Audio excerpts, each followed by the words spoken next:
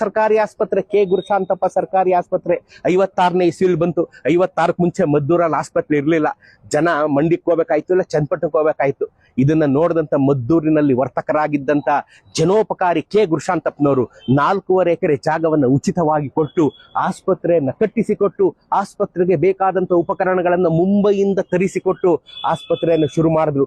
48ನೇ ಇಸ್ವಿಲಿ ಮನ್ಮಹಾರಾಜ ಜಯಚಾಮರಾಜ ಒಡೆಯರು ಈ ಆಸ್ಪತ್ರೆಗೆ ಶಂಕುಸ್ಥಾಪನೆ ಮಾಡಿದ್ರೆ 56ನೇ ಇಸ್ವಿಲಿ ಆಸ್ಪತ್ರೆ ಕಟ್ಟಡ ಪೂರ್ಣ ಆದಾಗ ಅಂದಿನ ಮುಖ್ಯಮಂತ್ರಿ ಕೆಂಗಲ್ ಹನುಮಂತಯ್ಯನವರು ಬಂದು ಇದನ್ನ ಉದ್ಘಾಟನೆ ಮಾಡ್ತಾರೆ. ನೋಡ್ರಿ, ಎಂತೆಂಥ ಪ್ರಾತಸ್ಮರಣೀಯರು ಈ ನಾಡನ್ನ ಕಟ್ಟಿದ್ದಾರೆ. ಆ ಪ್ರಾತಸ್ಮರಣೀಯರಲ್ಲಿ ಮೊದಲನೆಯವರು ಈ ಕೆ ಗುರುಶಾಂತಪ್ಪನವರು, ಮದ್ದೂರಿನ ಸರ್ಕಾರಿ ಆಸ್ಪತ್ರೆಯ ನಿರ್ಮಾತೃ. ಇಂಥ ದೊಡ್ಡ ಕಾರ್ಯವನ್ನ ಮಾಡಿದಂತ ಗುರುಶಾಂತಪ್ಪನವ್ರ ಹೆಸರಲ್ಲಿ ಇಡೀ ಮದ್ದೂರಲ್ಲಿ ಒಂದು ರಸ್ತೆನೂ ಇಲ್ಲ, ಒಂದು ಸರ್ಕಲ್ಲೂ ಇಲ್ಲ.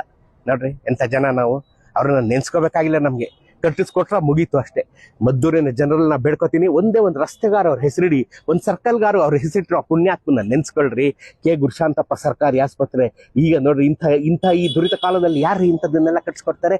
ಮಹಾರಾಜರು ಇವರು ಮಾಡಿದಂಥ ಜನೋಪಕಾರವನ್ನ ಕಂಡು ಅವರಿಗೆ ಬಂಗಾರದ ಪದಕವನ್ನ ಕೊಟ್ಟು ಅವ್ರನ್ನ ಸನ್ಮಾನಿಸಿದಾರ್ರಿ. ನೋಡ್ರಿ, ಎಂತೆಂಥ ಜನೋಪಕಾರಿಗಳು ಈ ನಾಡನ್ನ ಕಟ್ಟಿದ್ದಾರೆ. ಅದರಲ್ಲಿ ಮೊದಲನೇ ಸಾಲಲ್ಲಿ ಬರುವಂಥವ್ರು ಕೆ ಗುರುಶಾಂತಪ್ಪನವರು.